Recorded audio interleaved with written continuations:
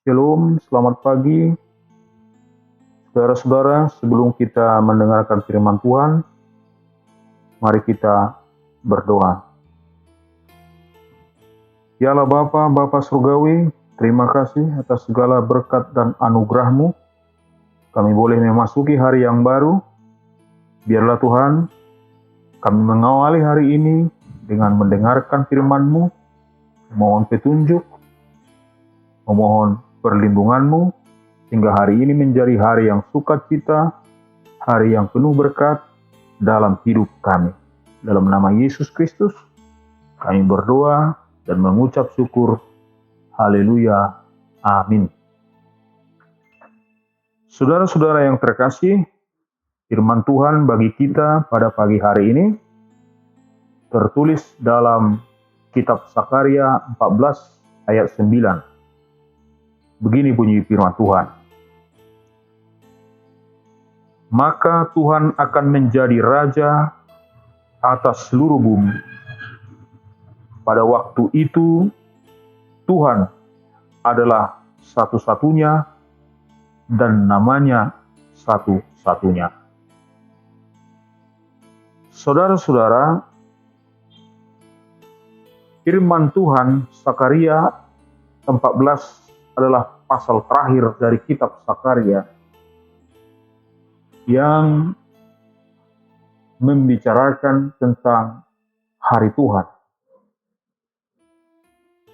Dan dalam hari Tuhan itu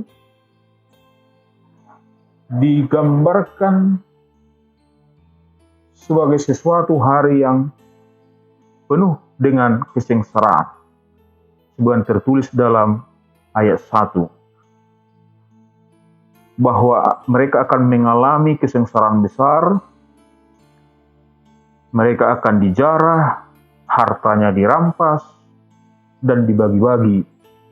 Bahkan bangsa-bangsa datang untuk merampok dan mengambil atau membuang mereka, dan akan melenyapkan kota mereka.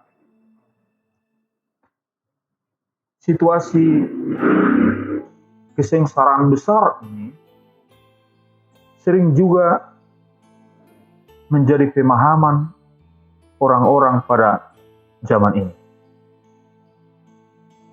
Tidak jarang saya mendengarkan ketika terjadi pandemi COVID-19,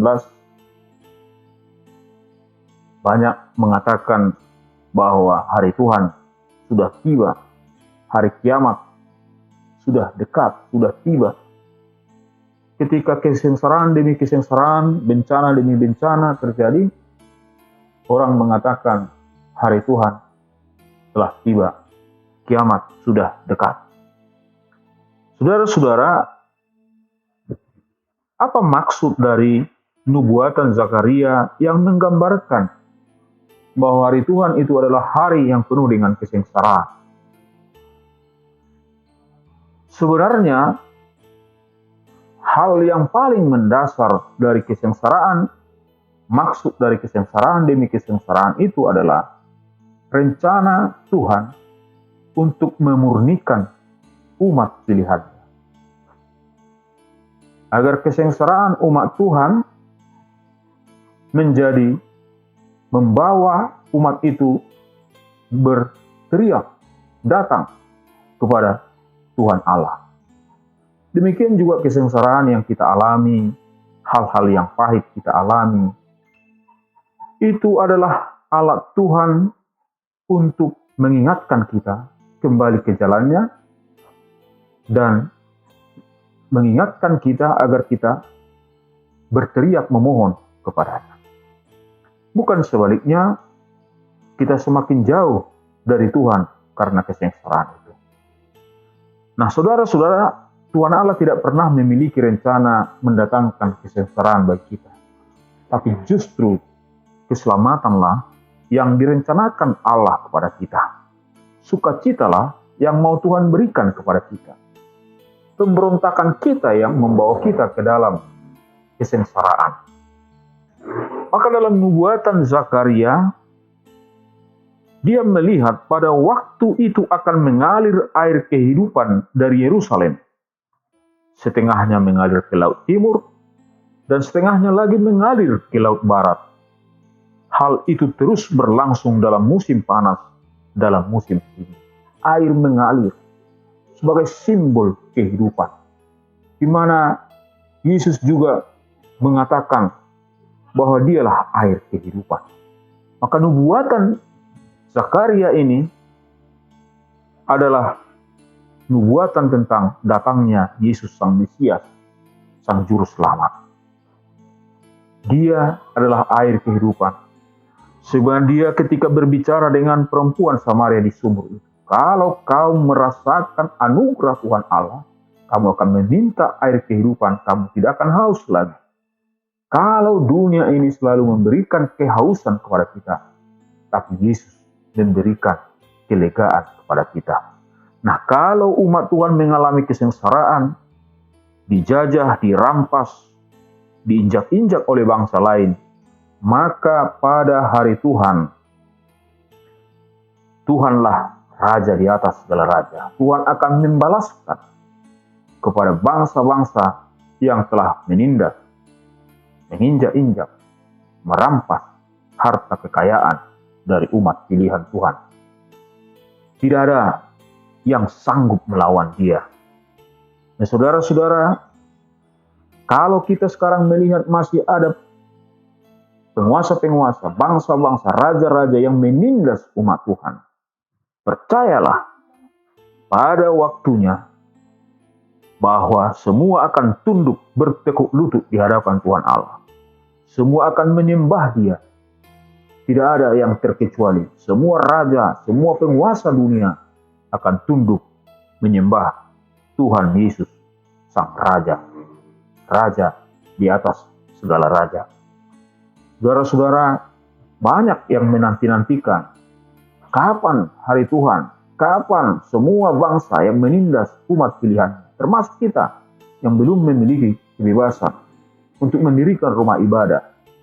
Saudara-saudara, saya mau katakan, jangan tunggu hari Tuhan. Bagi saya yang paling penting adalah, bagi kita yang paling penting adalah, sejak dini, sejak sekarang, biarlah Tuhan menjadi Raja atas diri kita. Biarlah Tuhan tetap yang menjadi nama satu-satunya dalam kehidupan kita. Jangan biarkan raja-raja dunia, penguasa-penguasa dunia memerintah atasmu atau menguasai engkau. Tapi Yesuslah yang menjadi satu-satunya Raja. Percayalah, walaupun sekarang banyak orang-orang jahat, penguasa-penguasa jahat masih mengendalikan dunia ini, tapi pada harinya semua akan bertekuk lutut di hadapan Tuhan Yesus Kristus, Sang Raja di atas segala raja. Maka Tuhan akan menjadi Raja atas seluruh bumi. Pada waktu itu, Tuhan adalah satu-satunya dan namanya satu-satunya. Biarlah Tuhan tetap memerintah dalam dirimu, memerintah dalam diriku, diri kita. Biarlah hanya namanya yang selalu kita ingat, kita sembah, dan kita muliakan. Tuhan Yesus memberkati kita sekalian. Mari kita berdoa. Terima kasih Bapa Surgawi, kami telah mendengarkan firman-Mu. Kami percaya Engkaulah Tuhan yang menjadi Raja di atas seluruh bumi. Biarlah hanya nama-Mu yang disembah, semua raja bertekuk lutut di hadapan. Khususnya kami umat-Mu tetap mau diperintah oleh Raja, Raja atas segala raja, yaitu Yesus Kristus. Sehingga hidup kami menjadi hidup yang diperbaharui. Hidup kami memperoleh kehidupan yang sesungguhnya, kehidupan yang kekal. Bapa Surgawi, berkatilah seluruh jemaat-Mu dalam menjalankan aktivitasnya. Biarlah tetap berpegang teguh pada firman. Biarlah mau memperbaharui hidupnya dan tetap berseru kepada dalam setiap pergumulannya. Karena hanya Engkaulah yang sanggup memberi jalan keluar dan kemenangan bagi kami. Ya Allah Bapa, kasih-Mu sungguh luar biasa. Biarlah dalam menjalani hari ini, perlindungan-Mu, kuasa-Mu selalu bersama kami. Dalam nama Yesus Kristus, kami berdoa dan mengucap syukur. Haleluya. Amin. Shalom, selamat pagi, selamat beraktivitas.